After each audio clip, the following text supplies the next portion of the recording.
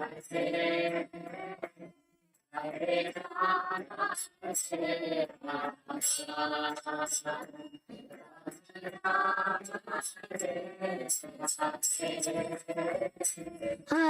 Krishna, Hare Krishna, Krishna Krishna, Hare Hare, Hare Rama, Hare Rama, Rama Rama, Hare Hare, Hare.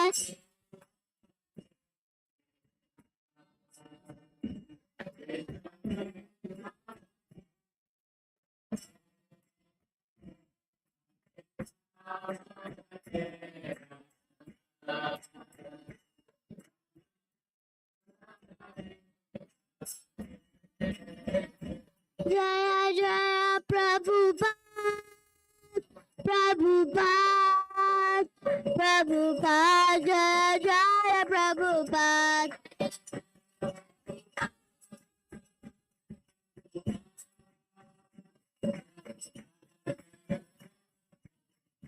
Jaya Jaya Gurudev, Gurudev, Gurudev, Jaya Jaya Gurudev.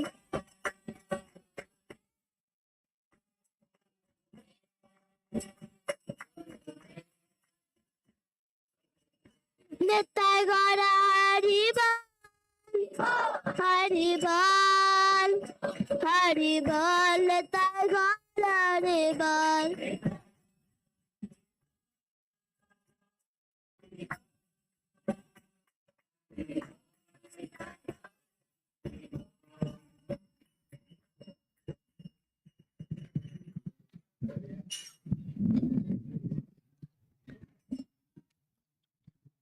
You can read a script. That is that. Okay. We're following that. Okay. What you need to do, you do.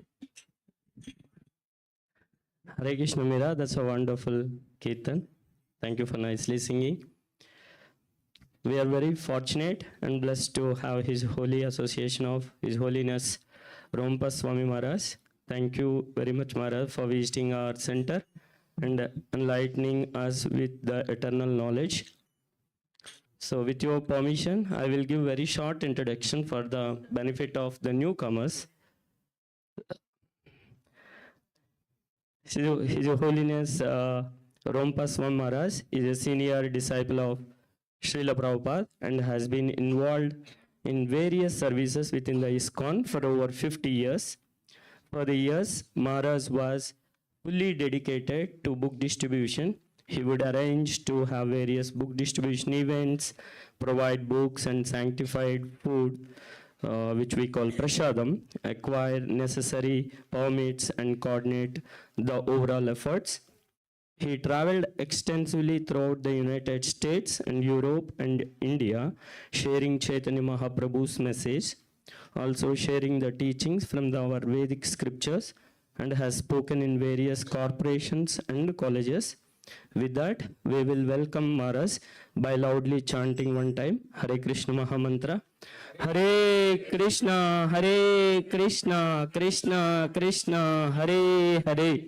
Hare Rama, Rama Rama, Hare Hare. Thank you. Please move forward as we have very small place. And near the wall, please keep the way so that whoever comes in and Prabhujis can walk around and come and sit this side. Jaya Radha Madhava Kunjabi Hari Kunjabi Jaya Radha Madhava Kunjabi Hari Madhava Kunjabi Hari Gopi Jana Vallabha Girivardhari Gopijana Vallabha Girivardhara Gopijana Vallabha Girivardhari Gopijana Vallabha Girivardhara Jasodanandana Brajajanaranjana Jasodanandana Brajajanaranjana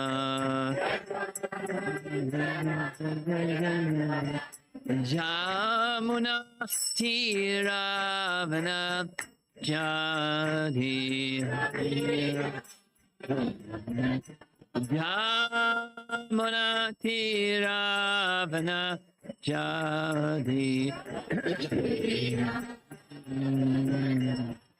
Jaya Radha Madhava Kunjabi Hari Madhava Kunjabi Jaya Radha Madhava Kunjabi Hari Radha Madhava Kunjabi Gopijana Vallabha Girivardhari Gopijana Vallabha Girivardhari Gopijana Vallabha Girivardhari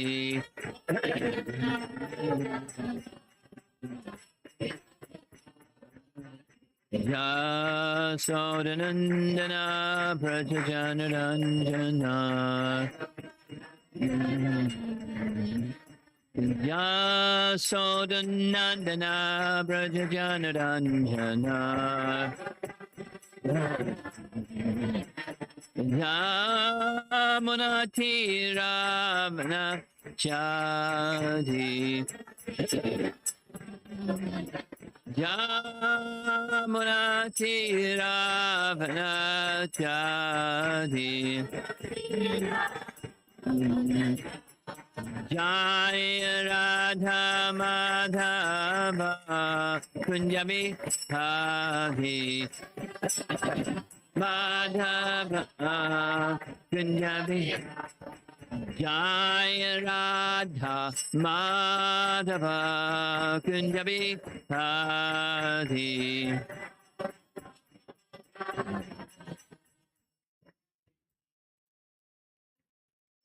Jaya Vishnupad Paramahamsa Parividavitaraji Divine Grace A.C. Bhaktivedanta Swami Srila Prabhupada ki Ananta Koti Vaishnavrinda ki Gaur Premanandi.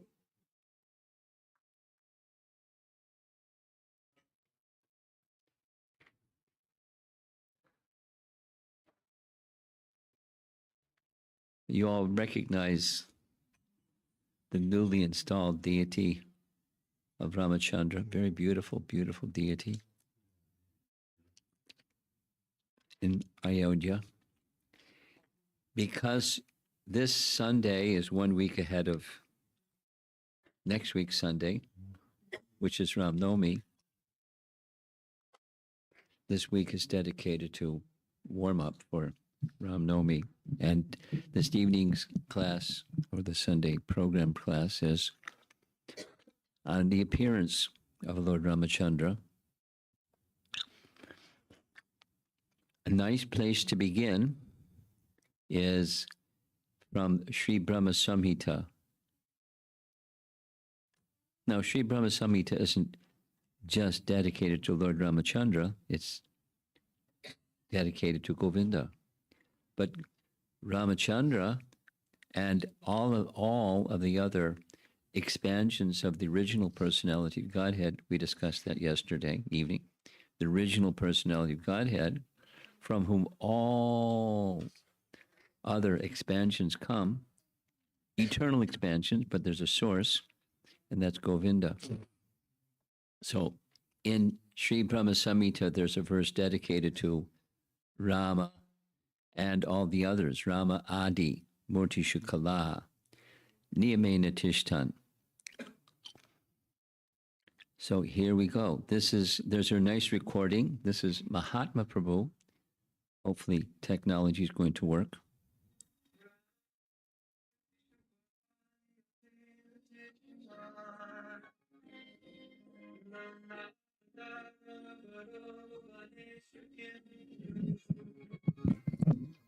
Krishna Sayam Samabhavat Paramanumanya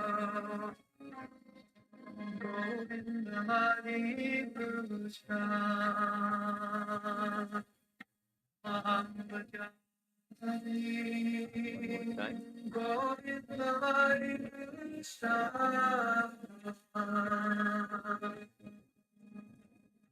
Mahambaja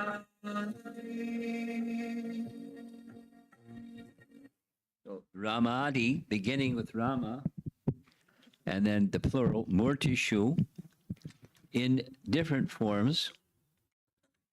There are Kala, there are portions of the plenary portion, and their direct expansions, non-avataram, various avatars that appear from Govinda. And Krishna is the original Govinda. Krishna Swayam Samabhak Paramak Pamanyo Govindam Adipurusham Tamaham Bhajami. Here is Prabhupada's translation. I worship Govinda.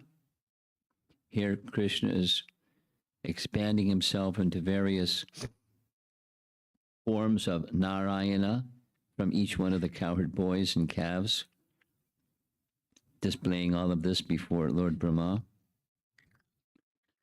The primeval Lord who manifested himself personally as Krishna,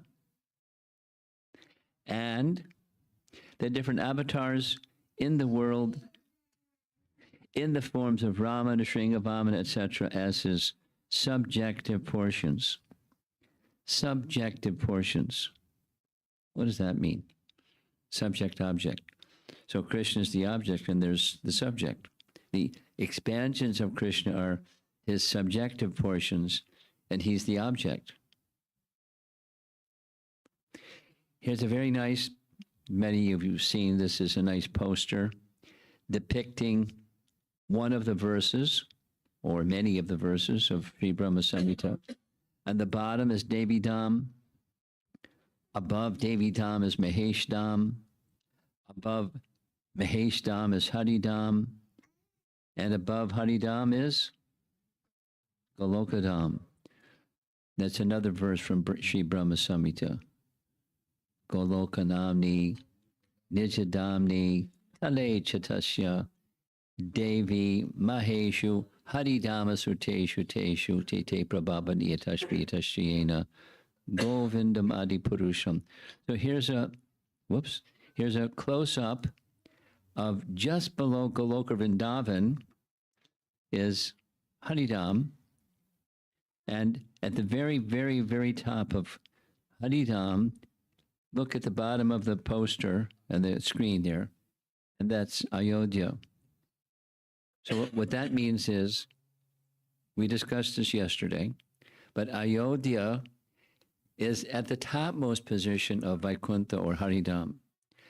Topmost because the personal features, the sweetness features, the human-like features of Rama are super excellent compared to the features of the form of the Lord Narayana in Vaikuntha. There in Vaikuntha, he has forearms, and he has four symbols of Vishnu in his forearms, four hands. And he's exhibiting majesty, Aishvarya, mightiness. In all of the realms of the spiritual world, he does. The Aishvarya, the opulences of the Supreme, Shad Aishvarya Purna, complete opulences. And Ramacandra has those same opulences. In addition, however, there's a feature of Ramacandra that's human-like. And that which is human-like tends to supersede the opulence. And then you go up, up, up. And the opulence of Krishna is sometimes manifest, but the residents of Goloka, they only see him as one of them. There's an intimacy, a sweetness, a madhurya feature that's present to a lesser degree in Ayodhya, but a greater degree in Ayodhya than the rest of Vaikuntha. I hope it's clear.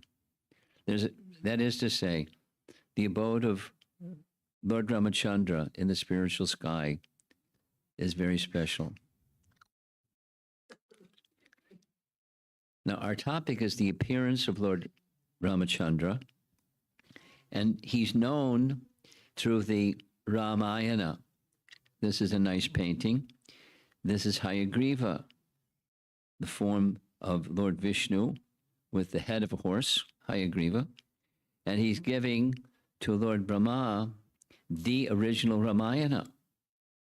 1 billion verses in the original Ramayana given by Hayagriva to Lord Brahma. And Lord Brahma gave the Mula Ramayana, the entire 1 billion verses, to his disciple Narada Muni. Narada Muni. In turn, Narada Muni spoke the summary in 74 verses. That's kind of mini, but 74 verses. And he spoke to Valmiki. Here's a nice painting. Seated by the side of Valmiki is Bharadwaj, and he has a little cottage with some laundry hanging. That's his cottage. And there's some water pots, etc.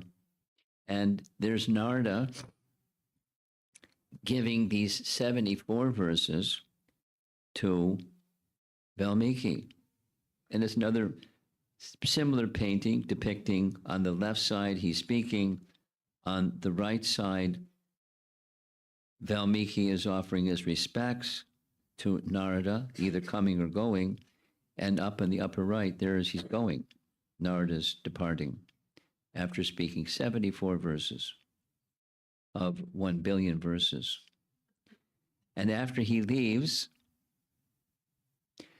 for 1 muhurta, it's 48 minutes, Valmiki is meditating on what he heard. And after meditating on what he heard, he went with his disciple, Bharadwaj Muni, to the side of the river Tamasa. And when he went to the river Tamasa, he saw what we see in this painting here. There's a krancha bird, or a heron, or crane, that was shot with an arrow by a hunter. That's that fellow on the left. And he, Valmiki, who is a perfectly elevated sage, who never becomes disturbed by anything in this world, na sochati, na kangsati, samaksarveshu bhuteshu, etc. He's on the liberated platform. But when he saw this, much to his surprise and much to Bharadwaj's surprise, he became really angry at the hunter. And he uttered a curse of the hunter, against the hunter. And the curse goes like this. This is very early in the entire Ramayana. Of course, there's the Sanskrit verse. Oh, hunter, because you have killed the male bird and separated it from its companion when they were approaching the peak of their passion, you will be condemned for all ages to come. May you never find peace of mind, endless years. Bharadwaj Muni heard him speak like this, and he didn't say anything. He didn't say, my dear sir, this is unbecoming to speak harsh words like this. But it was we'll hear in a moment how it came out of his mouth. It was inspired by the goddess of learning, Saraswati. And this verse is an expression of grief at seeing such horrible thing, a profound expression, be cursed, the hunter. And our acharyas, particularly Govindaraj, he identifies this is the Mangalacharana verse of the entire Ramayana. What's a Mangalacharana verse? It's introducing the topic and expressing the glories of the topic. The glories of the topic is shoka, or grief. Because much of Ramayana, or the story of Ramacandra, is incident after incident after incident of grief. No, it's an unpleasant, materially speaking, it's an unpleasant series of events. And we could list this unpleasant series of events. But it inspires the reader in two ways. One, there's an emotion that's shock or grief or sadness. The English translation of the early portion of Ramayana, they use the word sorrow commonly. Sorrow or grief, shoka. But there's some good news. That grief is a stimulation of love. Could you say that again? Grief is a stimulation of love? Sure. There's a teaching, not only Rupa Goswami, but a background teaching of all Vedic literature and embedded in Ramayana itself. We'll hear as we go further with this week's discussions on the topic of Ramayana. There are different lessons, and one of the lessons is the lesson of rasa. In the lesson of rasa,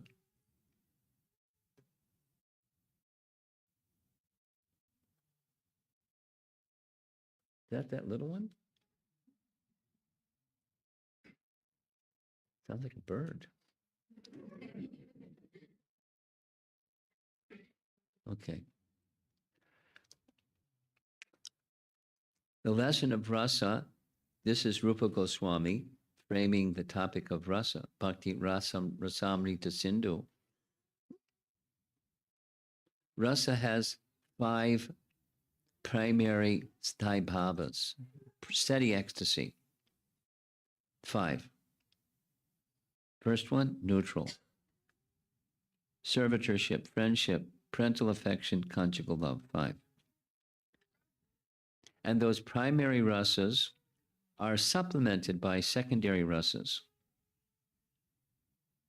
And the secondary rasas enhance or increase or amplify the primary rasa. The primary rasa is steady, sthai bhava, steady, ecstasy. And then sometimes, and sometimes, and sometimes, and sometimes. So the secondary rasas serve to stimulate the primary rasa, enhance it. So one of those secondary rasas is this one, shoka, or astonishment, or what we would say is sadness or sorrow. So that's how it's translated. But we should understand. Rupa Goswami helps us understand that these secondary rasas enhance the primary rasa.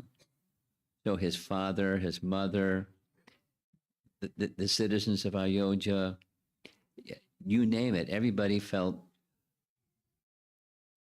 to hear what's the storyline.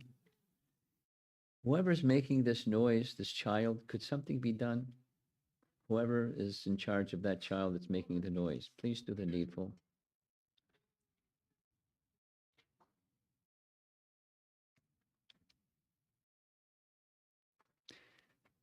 Children and classes don't always go well together. Something about it.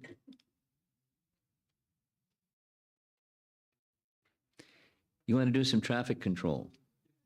Can you just go ahead and interrupt class? Tell them what to do. Because there's another distraction and then another distraction, and then we can settle down.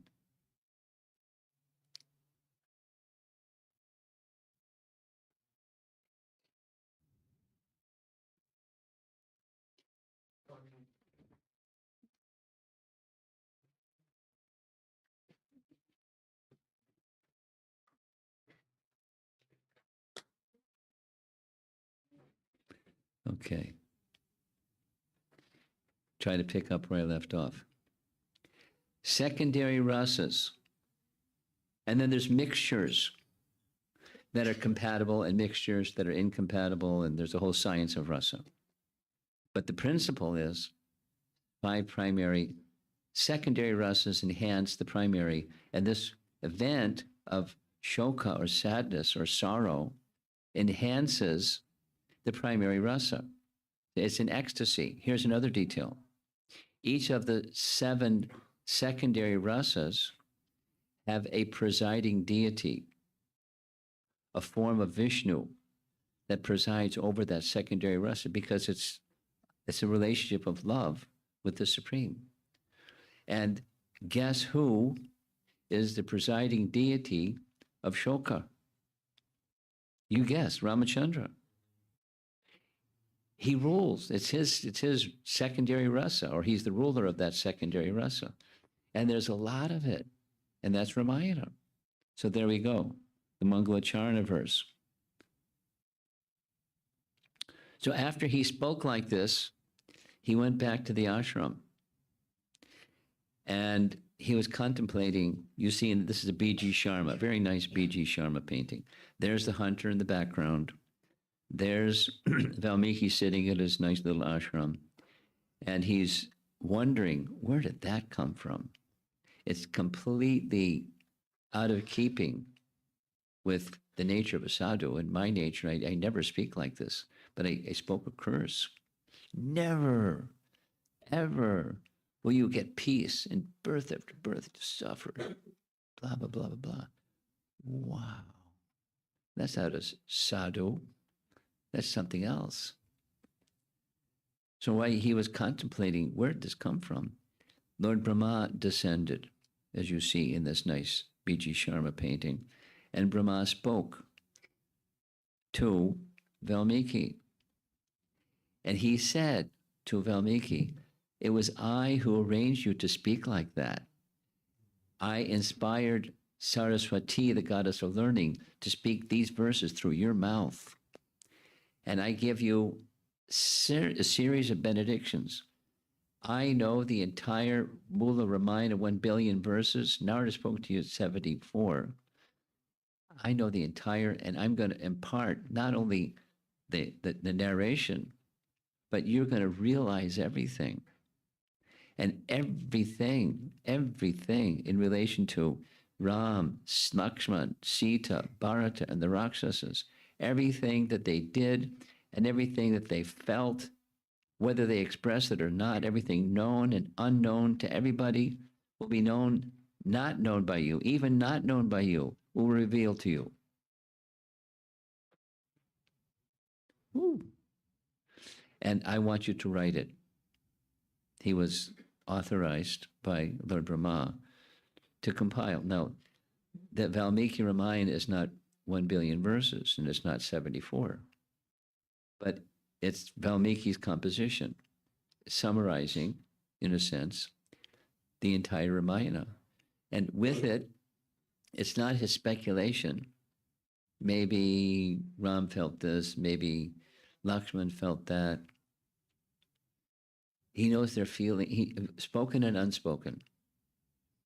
Everything was revealed to him. And he imagined. And all he had to do was, in eloquent language, write it down. Now, there's a certain, that verse, that's the Mangalacharna verse, during his time, it was unique meter. It was an Anustup meter. It's the same meter as much of Bhagavad Gita, same meter, because there's different meters of different length. but most of Ramayana is in that same special meter. And he composed the whole Ramayana in that same meter, which makes it very easy to recite. Some people have a little struggle with Sanskrit. I'm one of them. But, it makes easy recitation.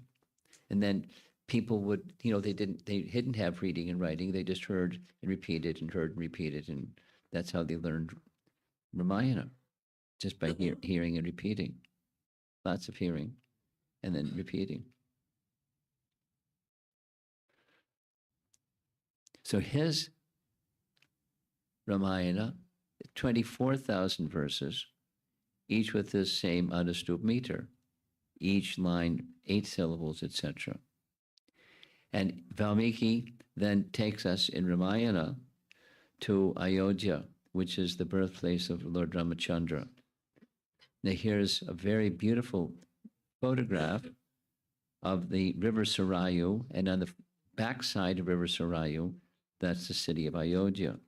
Or here's another modern photograph of the city of Ayodhya, built on the shore of the river Sarayu.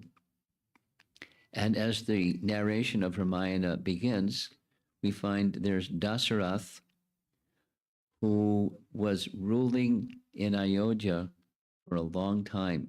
How long? 60,000 years.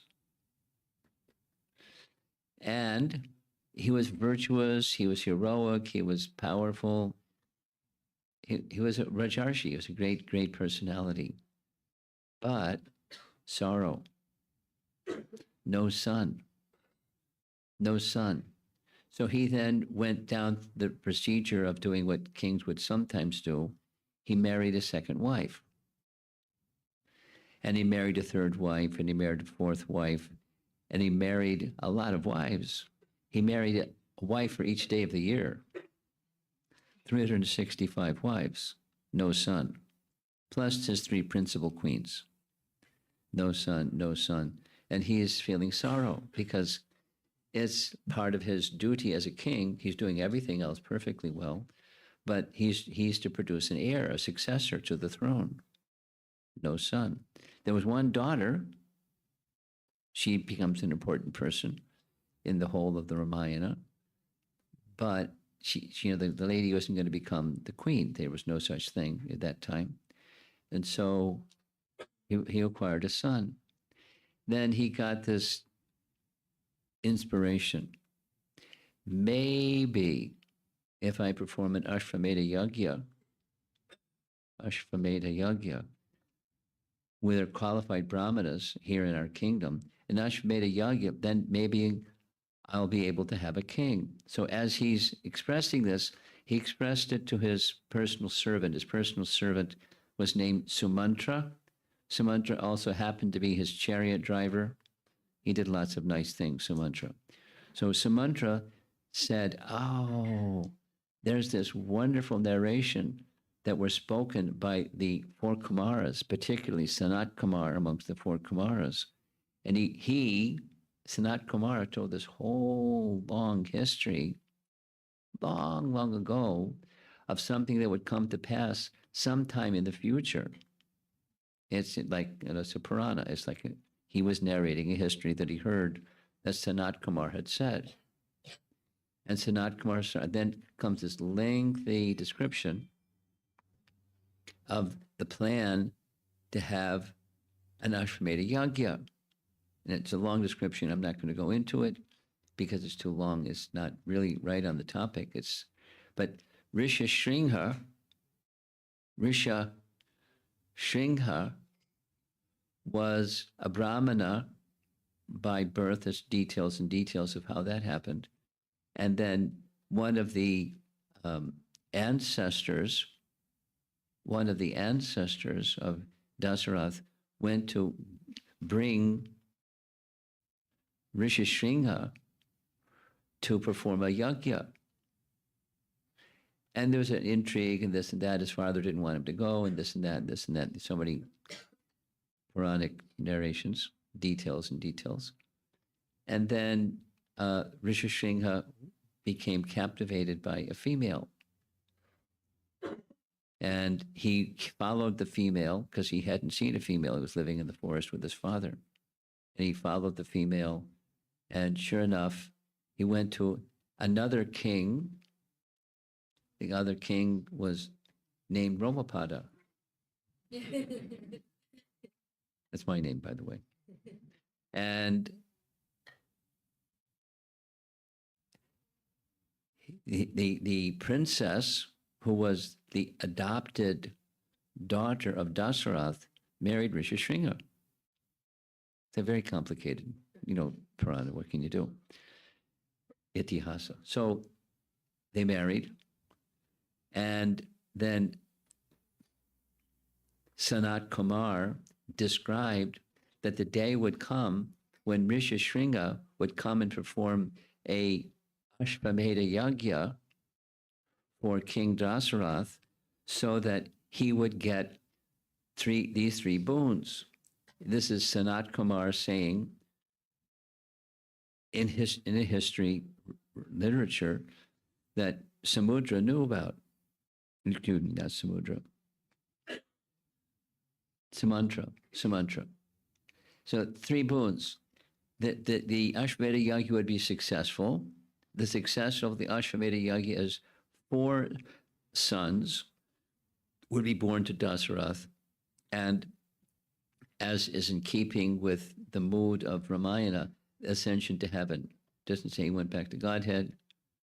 Well, he went back to Godhead. The mood of Ramayana is following Dharma. And those who follow Dharma, they go to heaven. So that's the theme or the type of message that Ramayana has. So that was really encouraging. Sumantra described all of this to Dasarath. So Dasarath rubbed his hands together. He then went to see his dear friend, King Romapada, whose daughter was adopted by the king.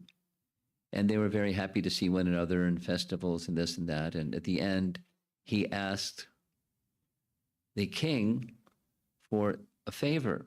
The favor was his son-in-law, Rishishringa, could accompany him back to Ayodhya.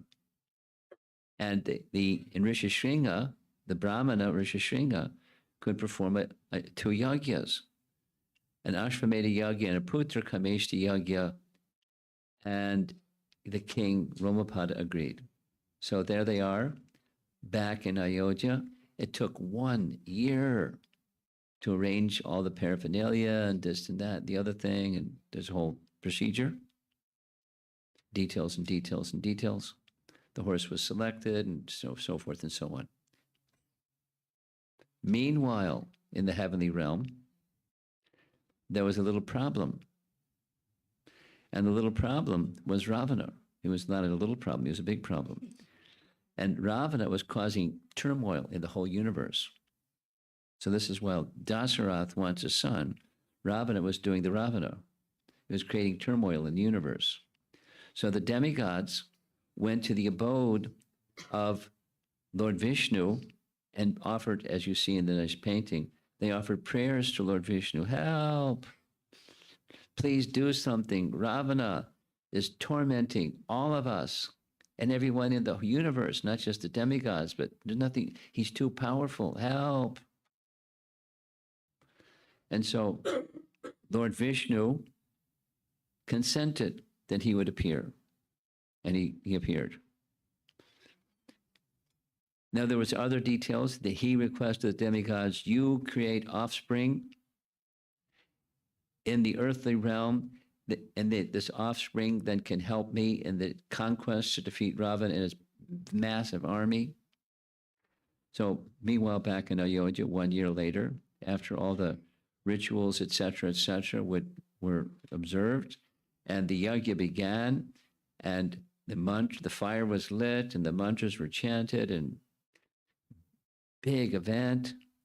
And just at the very end of this 1 year ordeal, arising from the fire came this celestial being carrying a pot of payasam, or payasam. Thank you. And he offered that to Dasarath. And there's the brahmanas on the right side. There's the celestial entity offering the celestial beverage to King Dasarath. Behind King Dasarath are his three principal queens. We don't find anything out about the other 365 ladies. They just were celebrating the king's finally going to have a son. And so Dasarath decided, this is the culmination. This is what I've been waiting for 60,000 years. And now what to do with this one pot, because I have 3 wives. So this is what is described in Ramayana. And we're almost done, by the way. Dasarath gave half the payasam to Kaushalya, the senior queen. And that left another half. So half of that other half, or 1/4, went to Sumitra. And then half of what was left went to Kaikeyi. And then deciding what to do, he gave the remaining 1/8 to Sumitra. Sumitra got 2 portions. She had 2 sons. That makes 4 sons. 1 plus 2. What's the math? 1 plus 1 plus 2. That's 4. Okay. 4 sons. 4 sons. Well, look at this. This is a nice painting. Here's the 3 queens, 1 son, and 2 sons, making 4 sons. And Vishishta, he gave names. There's the king, and there's the brahmanas doing the yagyas, and there's Vishishta, who's going to give names to each of the 4 sons, and corresponding to their astrological chart, and then their character. They were given names. We're going to hear more about that in coming evenings or gatherings where we discuss Ramayana. And that gives us a little picture of the appearance of Lord Ramacandra, the son of Dasarath. And of course, Ramacandra was, in the painting, it shows one of the children is of darker complexion. Ramachandra's complexion was like freshly hewn grass, a greenish coloration. Krishna's coloration is shama, like a fresh rain cloud. And Ramachandra's coloration is like that of freshly hewn grass. And then the other 3 sons of a fair complexion. The eldest, they were born close to one another, but the eldest, the firstborn, was Ramacandra. So by law, by Vedic law, by tradition and Vedic practice, the eldest son was to become the next king. So 4 sons, but 1. So those 3 brothers were super compatible with one another. They were totally not envious. They loved Ramacandra like everyone loved Ramacandra. And they were very happy that he would become the king. And then something else happened. We'll hear about the something else that happened. So here's our final little illustration. There's Hanuman and others, the 3 brothers, worshiping Lord Ramacandra. Down below, curious little painting. It shows some of the Leela that took place in Ramayana. That's a nice painting. So the advent of Lord Ramacandra. We just discussed the topic. Any discussion? I mean, most of you, if not all of you, know the story. So it's not a new story. But if there's some topic that you'd like to discuss, we just recited what you all know anyways. I see him. Where's the microphone?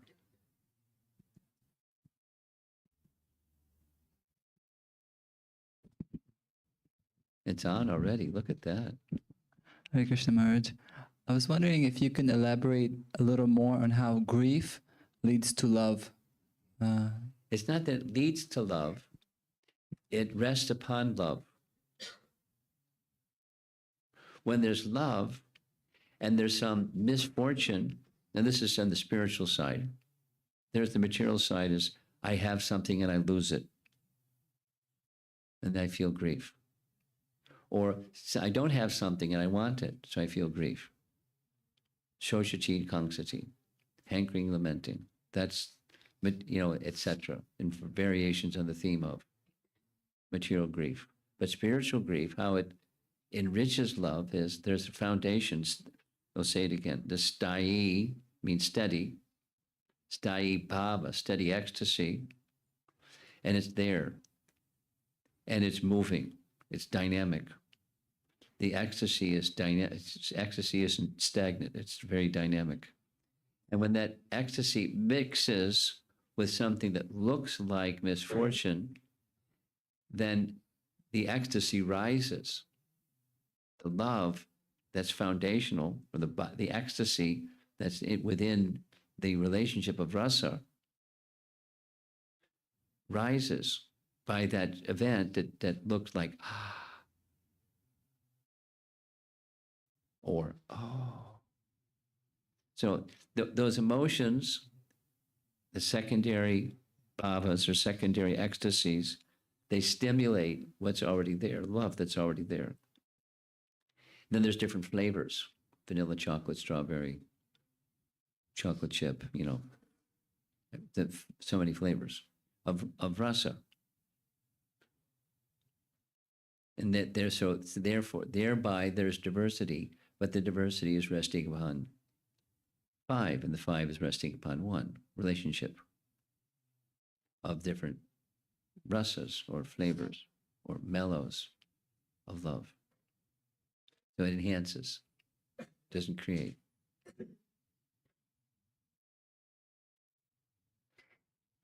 So then here's another question. Where does one get the sthai bhava from? Is there a Kmart or something? It's intrinsic to the soul. It's of the soul. There's a relationship of all souls with the source, and that relationship has subdivisions, but 5 main categories. And it's all a relationship with the Supreme. The jiva, in his relationship with the Supreme, has a relationship of a certain category, or rasa, or mellow. And then there's mixing of mellows. Can I ask a follow-up? Sure. Lord Chaitanya is giving us access to Madhurya Rasa. Well, he's encouraging, but we have whatever the rasa is. Here's a nice question. Tamal Krishna Maharaj asking Prabhupada, can rasas change? And Prabhupada's answer, primary rasa. That was his question. Tamal Krishna asking Prabhupada, can primary rasa change? Yes. Prabhupada, he didn't say how, he didn't give that like technology. Prabhupada's answer was, spiritual life is not stagnant, it's dynamic. Now, he didn't offer an explanation. Don't ask me to explain what Prabhupada didn't explain, because I don't have the answer. You can ask me, but I don't know the answer. What's the technology? I'll say you're doubtful. Yes. Yeah. Primary rasa may be like a primary in majority time, That's not what primary rasa means. Majority of the time it's this, and then some of the other time it's that and the other thing and the other thing. That's what you're saying. And that's not what primary rasa is. It's sthai. Sthai means steady. Not so. It's a nice idea, but that's not what sthai bhava means. And rasa is resting. There's a metaphor that's given to explain rasa, and one of those metaphors that's used to explain rasa is there's an axle, and on the axle there's a wheel, and when the wheel turns, the axle turns, not the axle turns the wheel. The wheel turns the axle. The steady ecstasy is steady. The axle is steady, and the wheel affects to the end of the axle, or the two ends of the axle. The wheel turns, and there are things that turn the wheel, and those called udipan, the stimulations of steady ecstasy, and those stimulations create, or the byproduct of that stimulation is rasa. And there's a certain mellow with this or that or the other rasa. And there's categories, and then there's subcategories of those categories.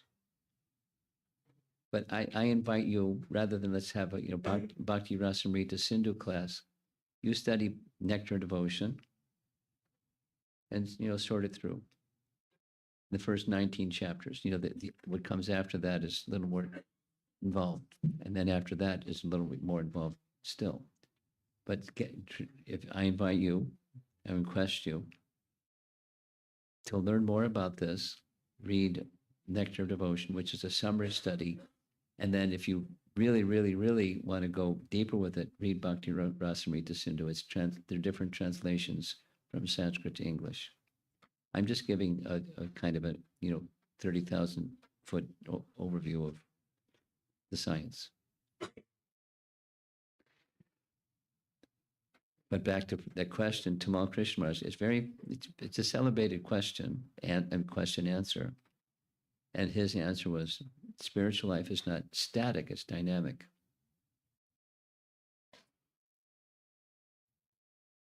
Without an explanation.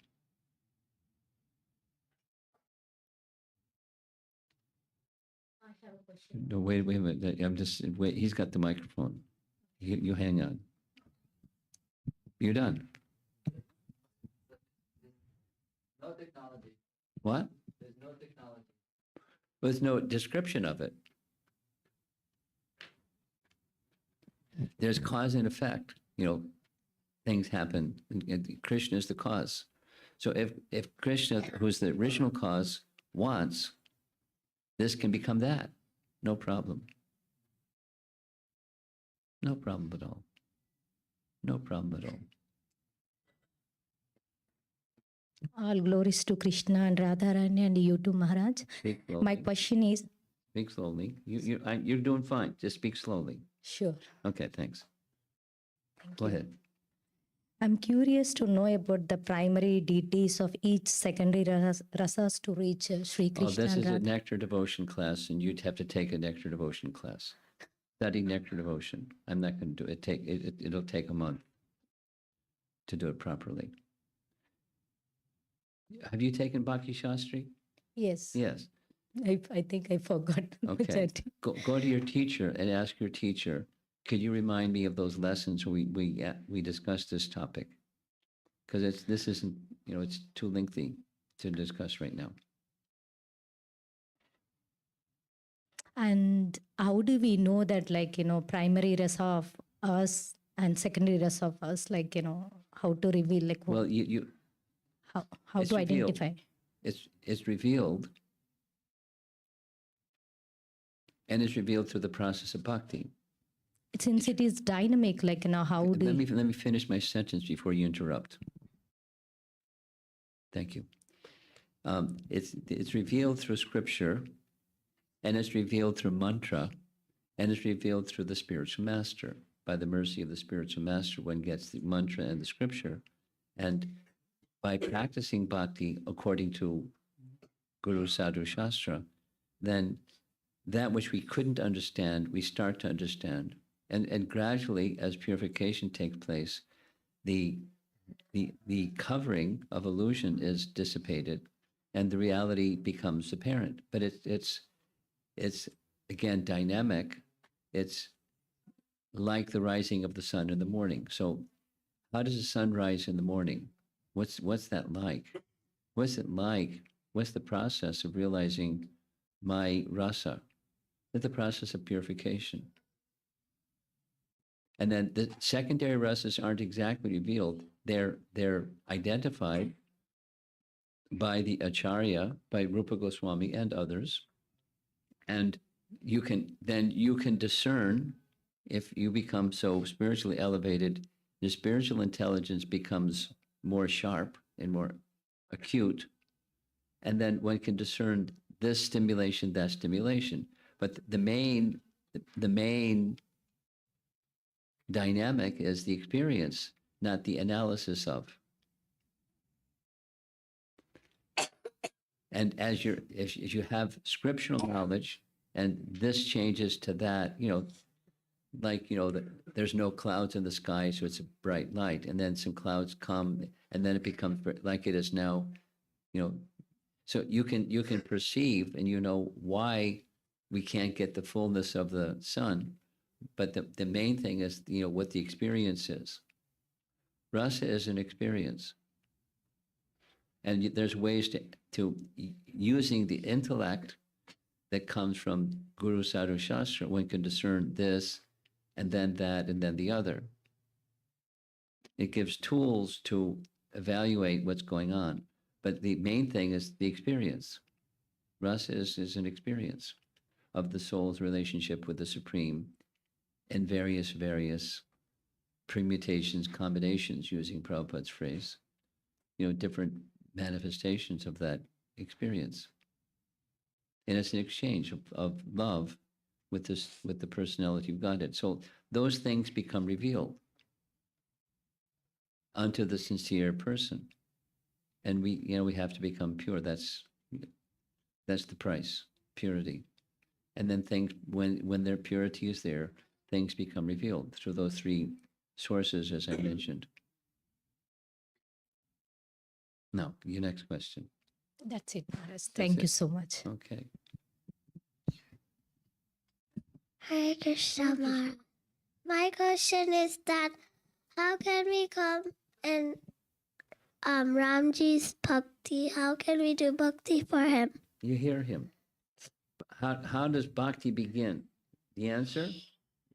How does bhakti begin? Yeah. Two things. Shraddha, you know the meaning? Faith.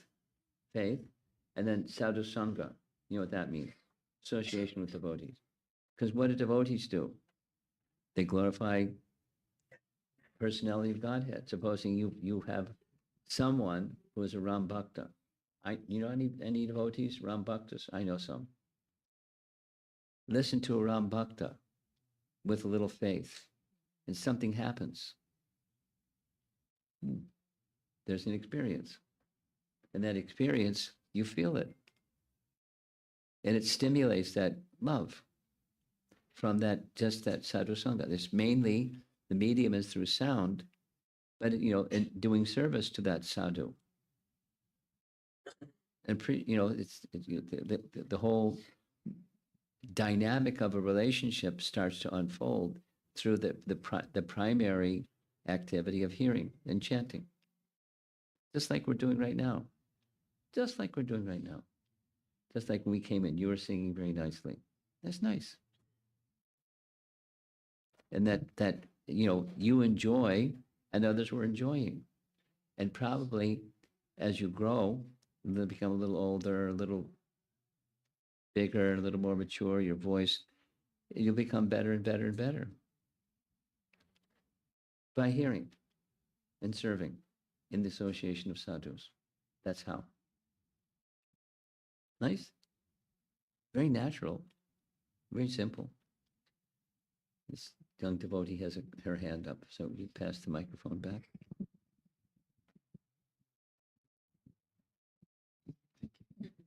Hare Krishna, thank you so much for your class. I had a question. You already addressed this topic when you were answering Mataji's question. And when you were giving your presentation, the same topic kind of struck me. It's this revelation, like revealed in the heart. When Lord Brahma and Valmiki, he was kind of like, how did this happen? This is out of character. And Lord Brahma came and he, gave this boon that everything will be revealed to you, the spoken and the unspoken. 1 billion verses, and everything else that's not in the 1 billion verses. That's powerful. Yeah, my question was like this process of revelation. I guess in bhakti, we don't really talk about it as much. We usually, address like hearing and chanting and like studying and like, but how can I understand this Well, revelation process? It's simple. 1, 2, 3. The hearing, chanting, doing, that's sadhana. And we know what sadhana, if done, when done properly, this is Patanjali Yoga Sutra, abhyasa, practice. He gives a definition. So things that are authorized by scripture, you do them every day for a prolonged period of time with faith or with confidence. There's Sanskrit terms for each of these. It's going to take me to a good place. So purification, practice. This is going to contaminate, so I stay away. That's going to purify, so I go towards. Every day, prolonged period of time, so purification comes. And when purification comes, what's underneath that, which is what has become purified? There's something there, our pure consciousness that before was contaminated by stuff. So as the stuff is removed, then the pure consciousness is remaining. And that's where revelation occurs. And then, so by the same activity of hearing, then I start to hear better or more accurately or more precisely or more in alignment with what that sound vibration is. Then that's the realization. It touches, that sound vibration touches my consciousness. That's called revelation or realization. We already know, but it's covered. You remove the covering, and then you know. And then it's confirmed by Guru Sadhu Shastra, but it's an experience. That's revelation.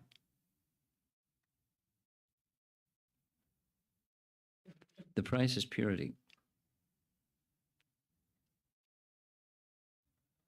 And the purity comes from faithfully performed, properly formed, carefully performed, regularly performed, for as long as it takes performed practice coming from the proper source.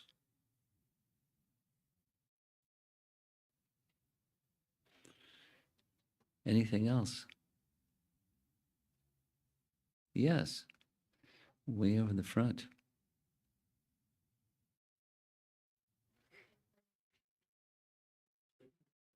Krishna Maharaj. So my question is, who wrote the Mula Ramayana? Who wrote the Mula Ramayana? Guru No, Mula Ramayana. Mula Ramayana. Okay, Mula. Okay. What do you want to know about it? Who wrote it? Who did it? Yeah. Who authored it? Yeah. Well, Rama, I presume. I mean, it was revealed. Hayagriva gave it to him, but where did Hayagriva get it? It's an eternal, presumably, an eternal sound vibration.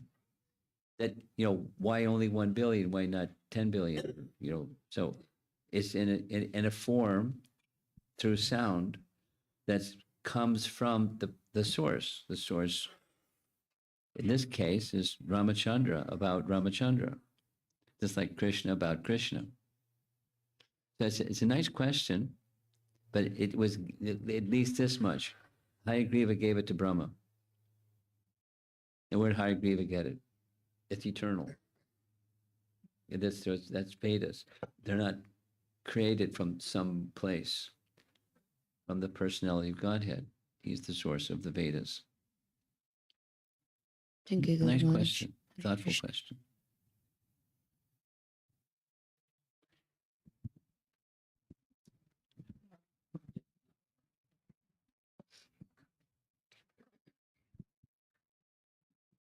I will. Hare Krishna Maharaj. My question is, what is the reason that out of all the animals, horse will be chosen for many sacrifices? Is it auspicious? What would be the reason? I'm not so knowledgeable in that field. I mean, there's goat sacrifice, there's a cow sacrifice, there's a horse sacrifice. But what's the reason behind it and the differences between this and that and the other? I don't know the reason behind it. I could ask people that likely know, but I don't know why those particular animals and why not other ones or something like that. Thank you. Because most of the time I hear about horse sacrifices, and I Well, there's- didn't hear anything about There's cow. you know there's such a thing as go meda sacrifice, the sacrifice of cow, because that was in the discussion between Lord Chaitanya and Chankazi. Remember? No, No? You know who Chankazi is? No. no, I don't. Oh, okay. During the past time when before Lord Chaitanya had taken sannyas, he received diksha, mantra diksha from Ishwar Puri. So he got mantra, doesn't say what that mantra is, but a mantra, a Gayatri mantra that he received from in disciplic succession. And his life completely changed after that. He became a full-on bhakta instead of a scholar.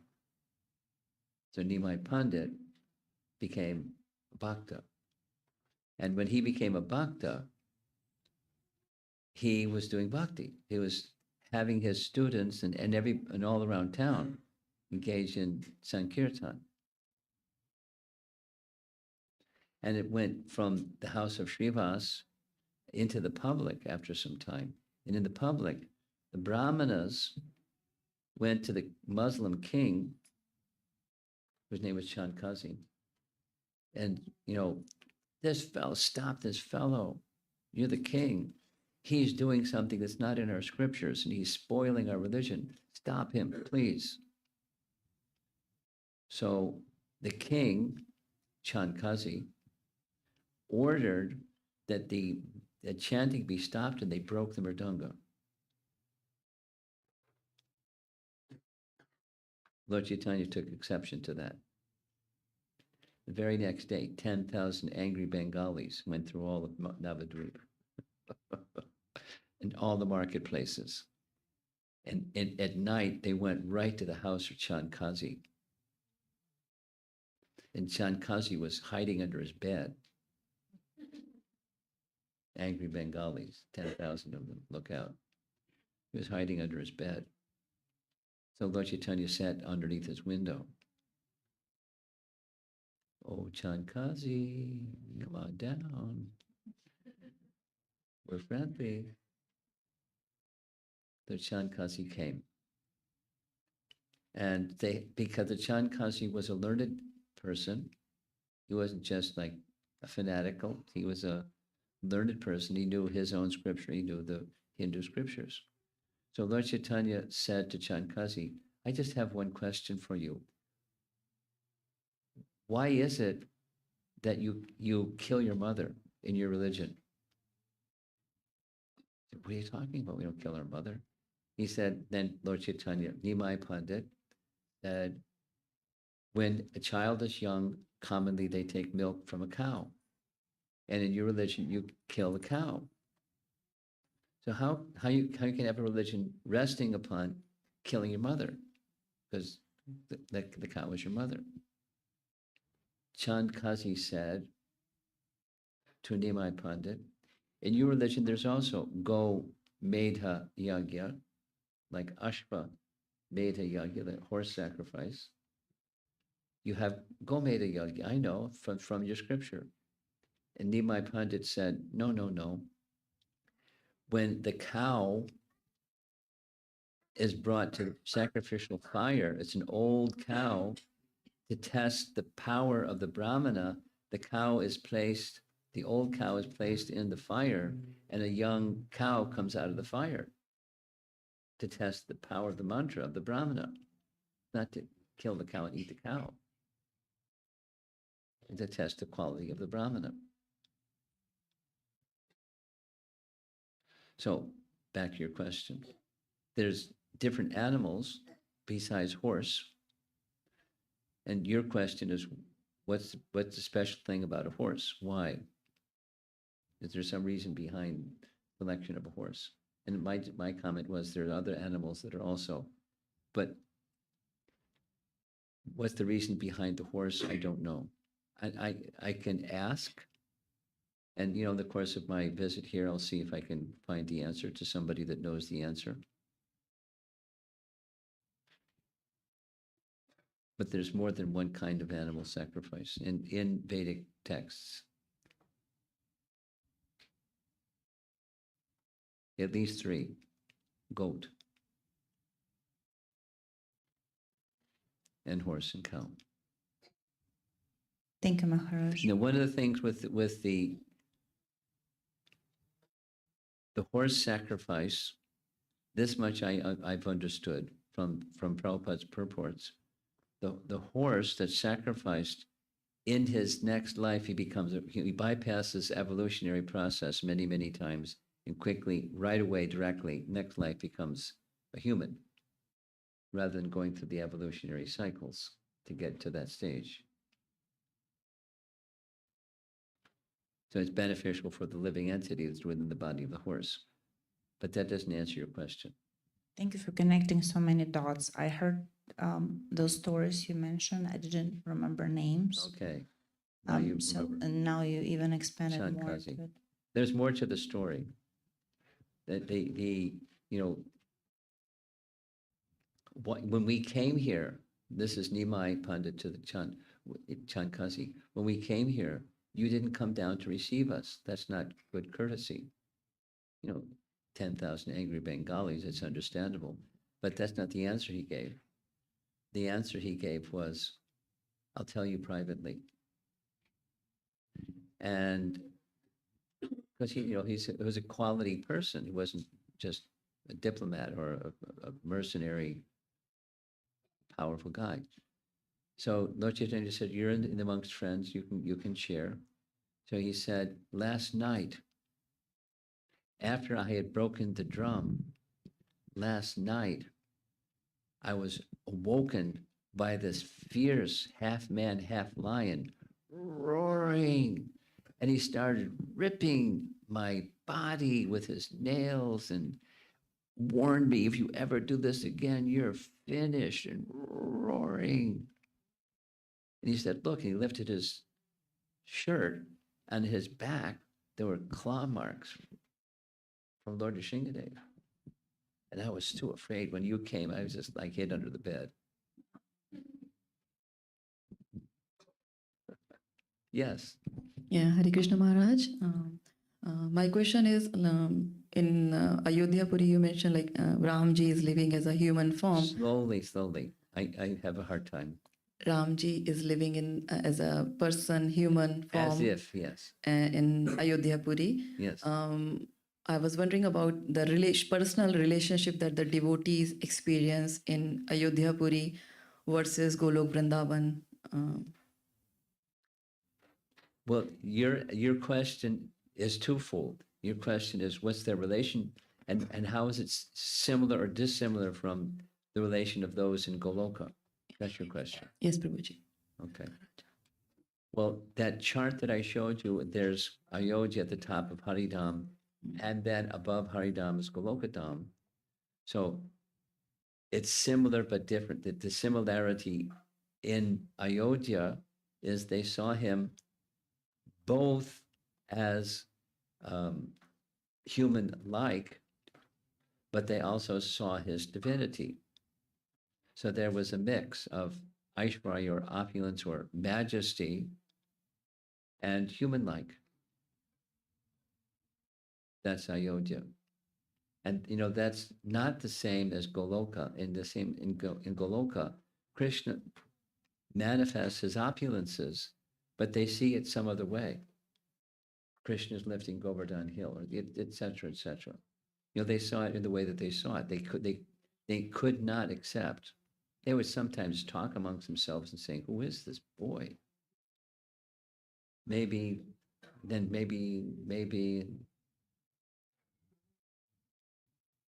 But, they can't see him as the personality of Godhead. They did not. Because the Madhurya is so strong. And in the distinction is in Ayodhya, it's there, but not as strong as in Goloka. So they could sometimes see him as the personality of Godhead. So they still get to play with him and as parent and friend, all that rasas are still Human-like, yeah. All that Yeah. there. It's a very special place. Thank you, Maharaj. Very Dandavat special place. Dandavat Pranam. Okay, I think we should end. We have something else? You have something else. Look at this. You had the last question. In the class, you mentioned that Dasharatha had a daughter and she was very important in the Ramayana, Yeah. but I never heard of her, so I was just. Who in the room, scholars of Ramayana, what was the name? Shanta. That was, so Dasarath had no sons but a daughter. And he had a friend, another king who was a friend. And he had no son or daughter. His friend wanted a daughter. So his friend, King Romapada, asked Dasarath, could I adopt your daughter and raise your daughter as my daughter? So Dasarath agreed because they were good friends and he really was happy to have that service and relationship with the other king. So Shanta became the wife of Rishishringa. And she was important to the Ramayana because she. Because when Dasarath came and made this request of Rishishringa to come to his kingdom, it was like, he was obliged. The adopted daughter is Dasarath's son, Dasarath's daughter. So he said yes. It's important in that sense. And, Shanta was she's like the four brothers and one sister. Very important. Be Ramachandra's sister. How'd you like to be Ramachandra's sister? No way. But she was special. That was the force behind your question. What's special about her? The sister of Ramachandra. And she had a role to play in the Leela, in Ramayana. We don't hear so much about her. After that, we hear a lot about the four brothers. We don't hear so much about her. Okay. Thank you, Maharaj. You ready to wrap up? Yes, Maharaj. Okay. Go. We'll have a quick thank you note and the summary and thank you note by Nalini Mataji. Really?